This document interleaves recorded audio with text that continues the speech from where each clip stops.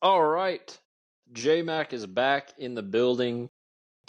I don't have to We're do here. this one solo. I told our audience last week that unlike me, you actually have a life and aren't just doing not just doing nonsensical things with your time always like I am. So Nah, I'm in the moving process. yeah. I still don't have a life, so we're we're still in that boat together. Oh, okay. Okay.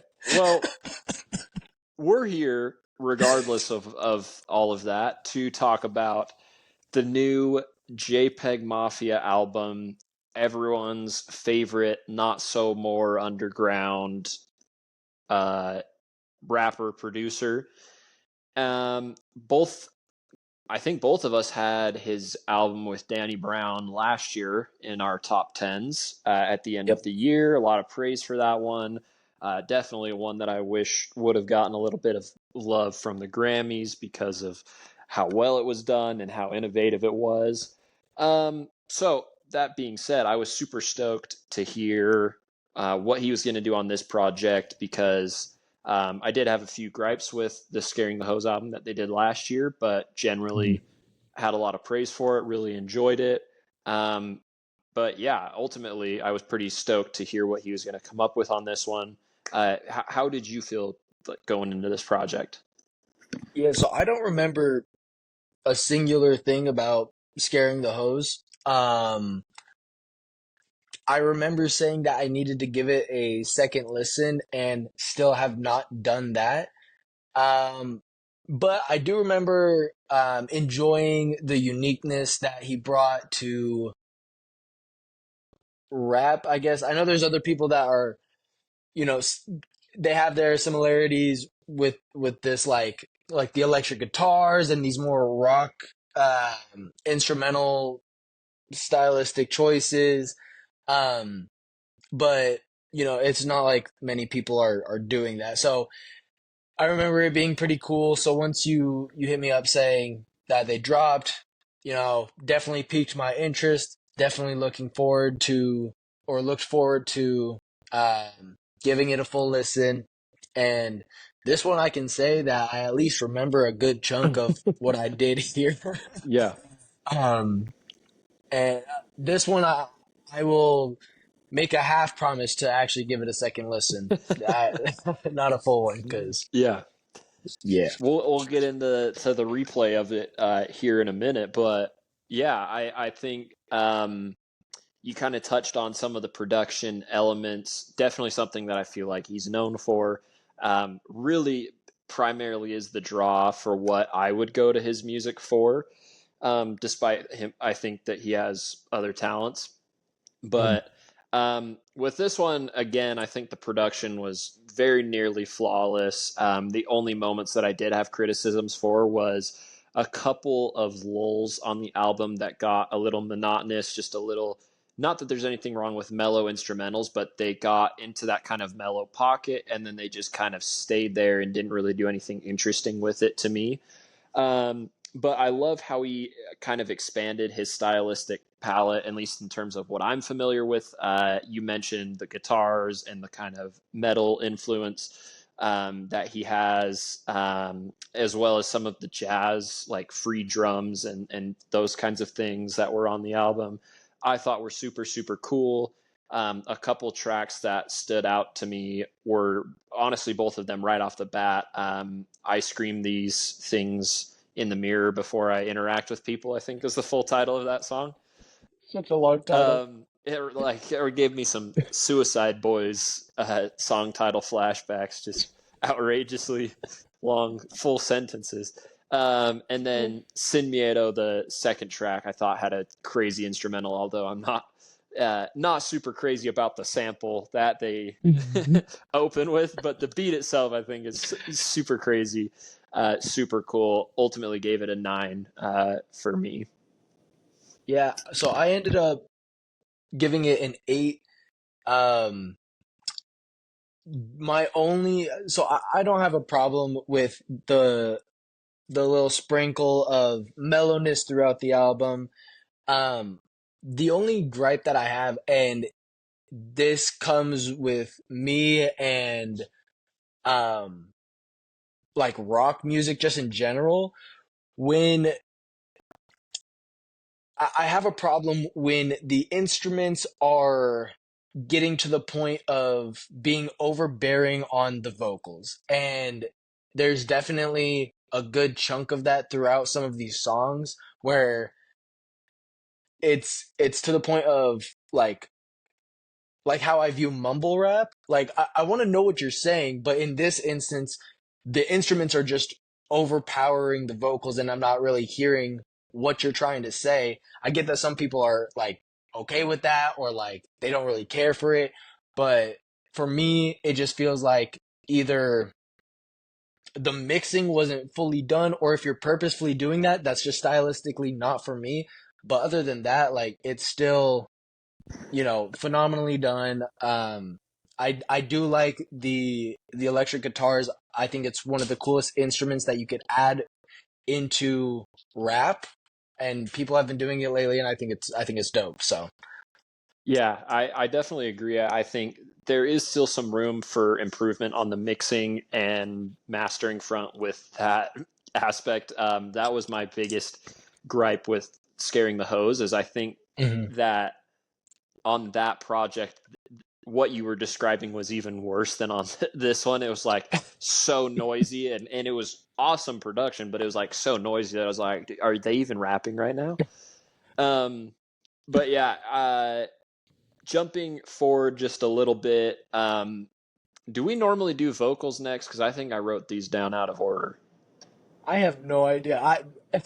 That's I've been copying and pasting in my notes just like whatever I did for the last yeah. album, so mine's Okay. skewed like crazy. Well, let's jump into the vocals next. We'll go Cool. there. Who knows what we talk about normally? Not that any of it, is important, but um, definitely not his strong suit. Like, I'm Mhm. never going to go to a JPEG Mafia project expecting some crazy vocals.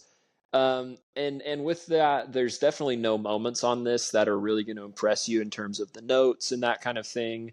I would say even the flows at times are kind of rough and not really polished. I don't really feel like he's following the instrumental all that well on every track, and I get there is some artistry to that style of rap in and of itself, but definitely I think could have been a little more refined.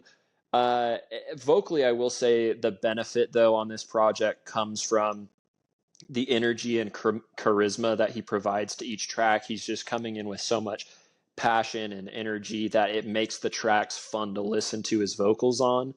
So I ultimately gave it a 6.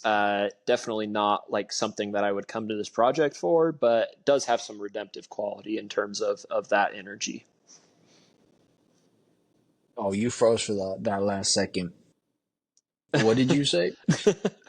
Yeah, I was just saying. Ultimately, I gave it a 6 just because it's not a project I would come to for the vocals, but there is some of that redemptive quality just with how much energy he's bringing. Yeah, so mine's a little bit higher than yours. I gave vocals an 8 as well because I'm going into this knowing for a fact I'm not expecting these crazy ranges or anything like super melodical or anything like that. But even then, um, with some of these tracks, he's hitting these like ominous harmonies. Um, you're definitely right when we're talking about like charisma and energy. Um, Me personally, I thought these little sporadic flows from time to time were dope. Um, but I also hear what you're saying when he's not truly on the instrumental at certain points. But I don't know. I like the sound that he's producing. Um, and I think the vocals, when the instrumental isn't overbearing his vocals, I think it sounds really well with each instrument and with each production choice he's made. I think they go hand in hand together.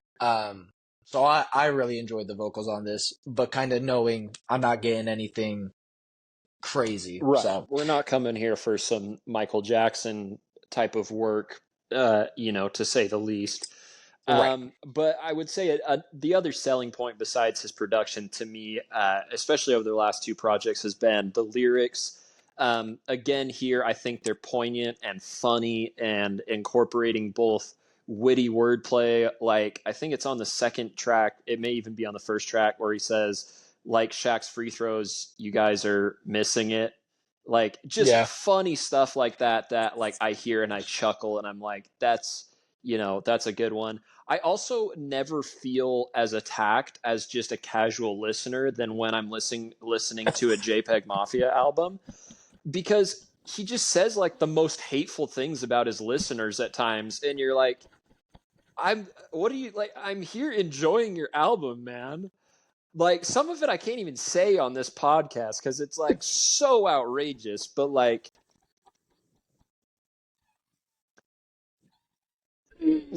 Oh, I'm dead. R. Kelly bars, like, out the wazoo, just outrageous stuff that's like funny, but also like, dude, what are you talking about?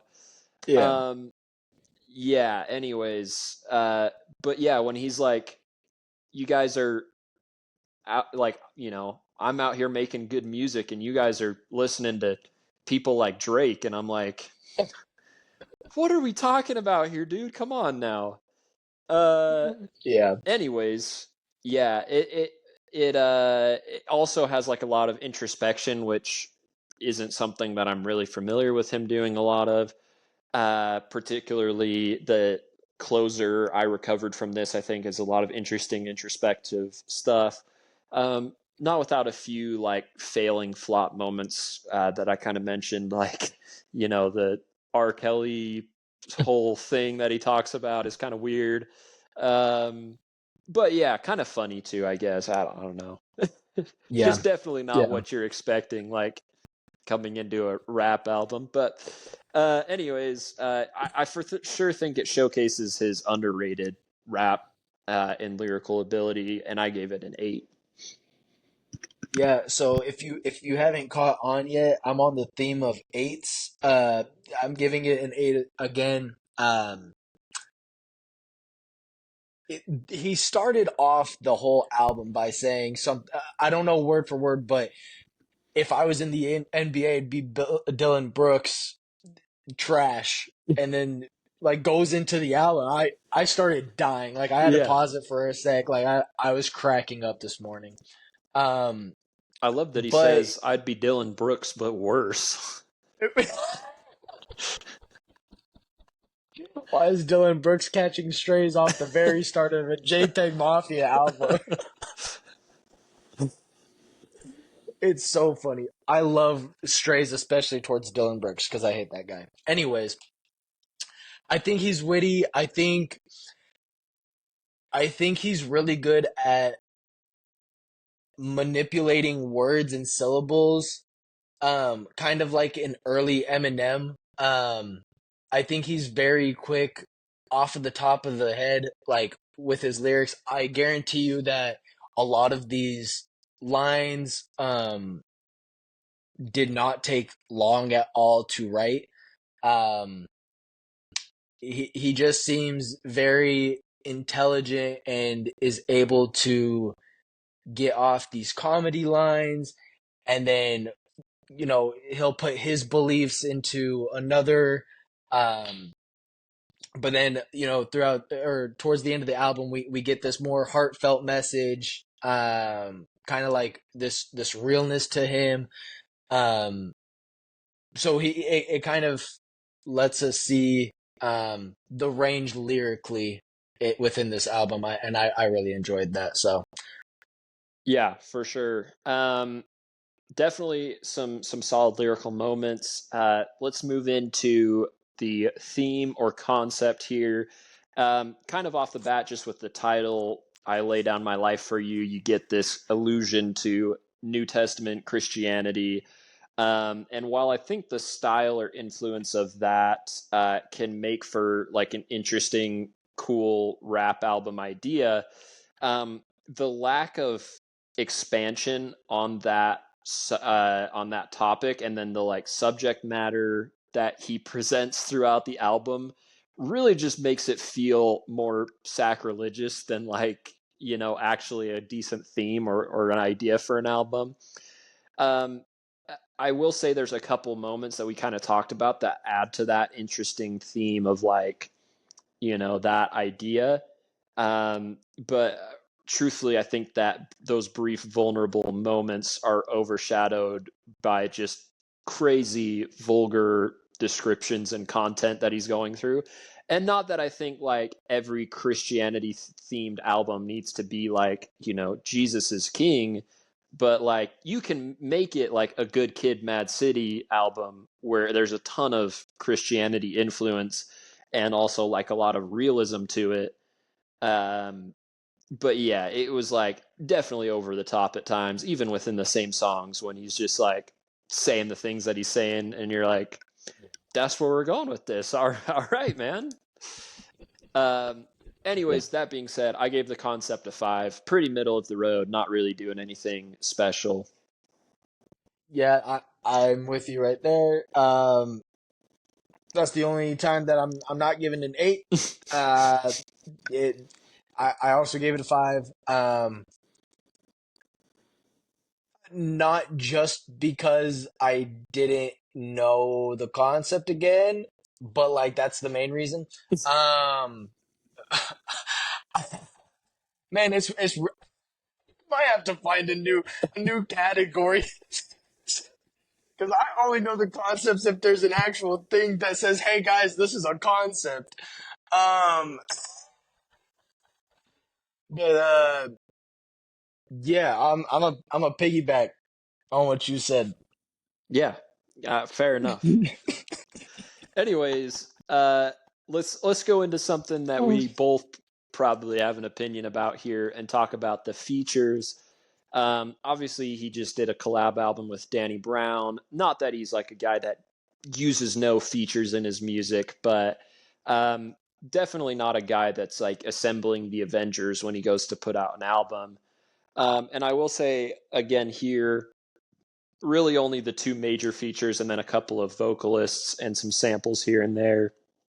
But I really think that just in general, the album doesn't require a whole lot of additional feature presence. I think between the variety of production styles and what he's doing in terms of lyrical performance and all of that kind of stuff, you don't really need a whole lot of additional variety. But in incorporating Vince Staples and Denzel Curry, I think definitely elevate the project. They both bring super stellar performances. So I gave the features a 9. Hmm. Yeah, so I gave it an 8. I thought pretty close to what you're saying. I think Denzel and Vince absolutely bodied the tracks they were on.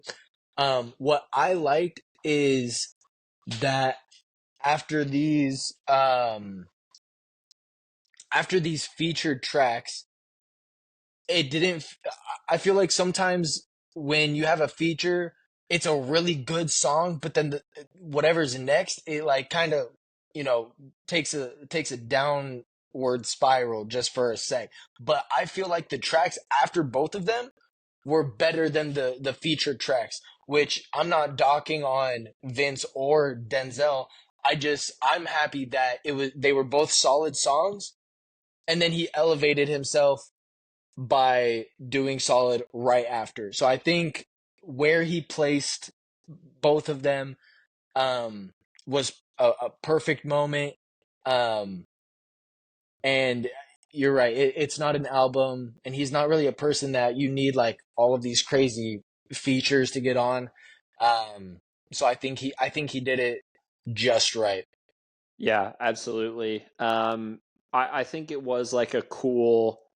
Um, I think they were cool stylistic additions as well. Like I know I've seen him collab with Denzel Curry before. We've seen him do, you know, some work with other artists, but like I thought those were two perfect artists to bring onto this project, just with very unique sounds that were very complementary.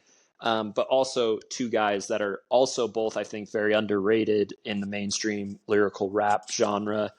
Um, but let's get into the final category here. You alluded to this a little bit, I think, at the very beginning, talking about replay value and enjoyment. I think on this one, there's definitely some fantastic production and a solid performance. I will say it lacks somewhat in the overall replay value department for me.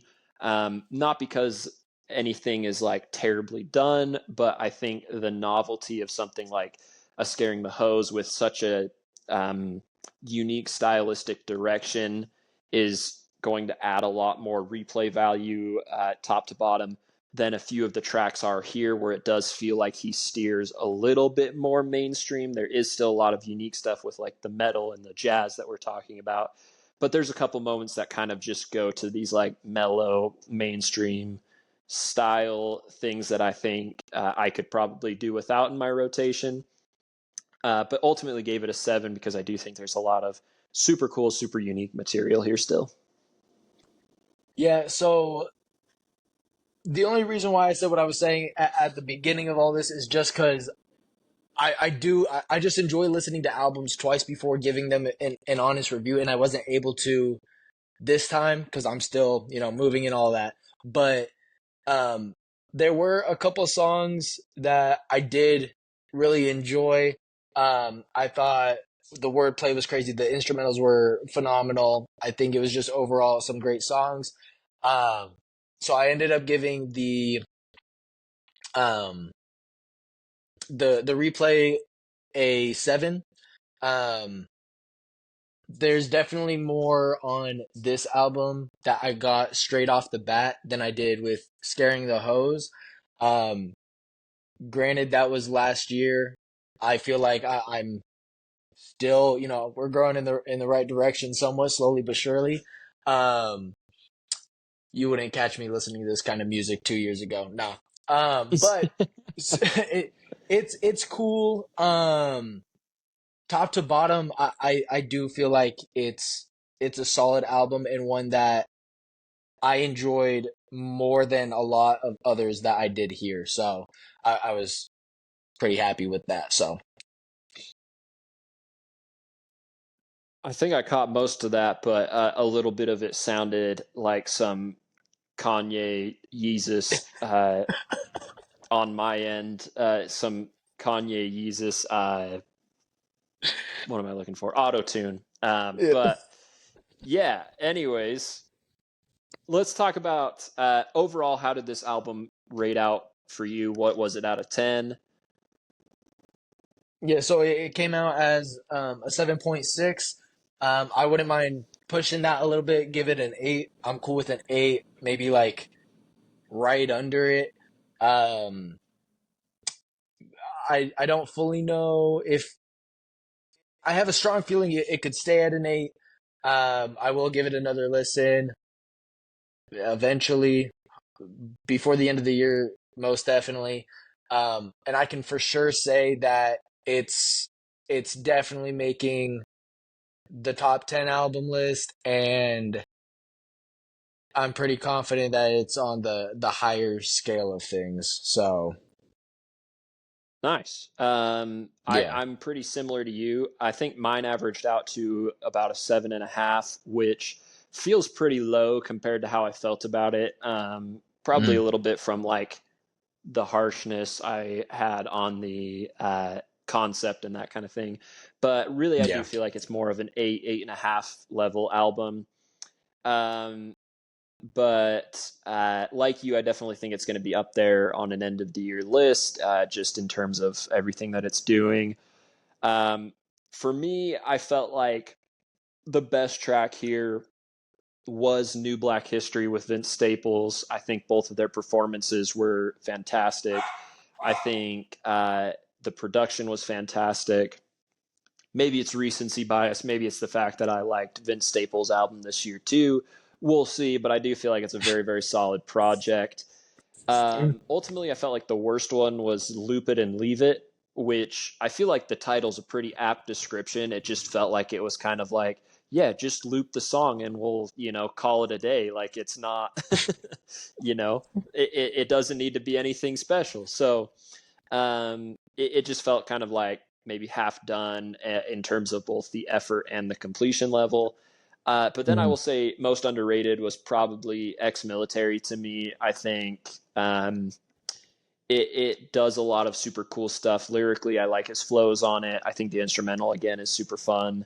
And it seems like everything else that I really enjoyed is getting a good amount of love there. So those are the tracks that I have on my mind. How about you? Dope. So for my best, I really liked "Don't Rely on Other Men." I thought that one went absolutely bonkers. I don't really. If these dogs don't shut up right now, I'm sorry. Um, where's something to throw? Um, I don't. I don't fully remember everything that that singular track had to offer, but I do remember listening to it, and I had my stank face on, and I was bobbing my head, and I was getting hyped. So I really like that one. Um, in my opinion, I think the worst one was, I don't know, I'm gonna botch the name of it, but it's the second track. It's Sin Sin Miedo? Miedo. Yeah, that. Um, I don't know. I didn't even think it was like a terrible song. I just didn't vibe with it as much as other songs, or I didn't really have any other problems with any other songs. So it's not even that I didn't Crazy. like it. It's just like whatever to me. Yeah, Yeah, interesting. I thought that beat yeah, on that song went nuts. But maybe that's yeah. just me. It, the beat is cool, but kind of like what we were talking about, like the sample kind of threw me off, and Yeah, it's a I bit don't know. much. It's a There's bit some much. right. And then my underrated is New Black History with Vince. I did think that one was really cool, and I thought Vince came with the right energy, and I liked his portion of the song. So those are my three. Yeah. I mean, sounds like an album that we both are enjoying a fair amount. It seems like he's on top of his game. I saw a video where someone was already saying that he is already in the, conversation for best producer rapper of all time. Uh, crazy take, but I'm Yeah, not I I'm don't know I'm about not that. opposed to the idea of best current producer rappers. I think he's definitely in that conversation. Yeah. And with some longevity, for sure. I think he, stylistically does something super unique and out of the norm that is similar in that vein Mhm. to like a Kanye West or a Dr. Dre, where it's not what everybody else is doing, and yet it's done at such a high quality. Yeah. But we'll see. We'll see how it Oh pans shoot. out. My real final question for you is because we had a Uh-oh. days long debate about this week. Is this album better than The Death of Slim Shady? First of all, I hate you for this question. Second of all, I hate you for that stupid debate. Third of all, I I got this is close. Like I think it is. I think I can say it is. Okay. Um, We'll see when December rolls around, but for now yeah. it's close, but probably this For one. right now, for right now, I think I'm giving the edge to this one. Because I know I rated them pretty similarly. Mm-hmm. Um, they were both in that 8 range.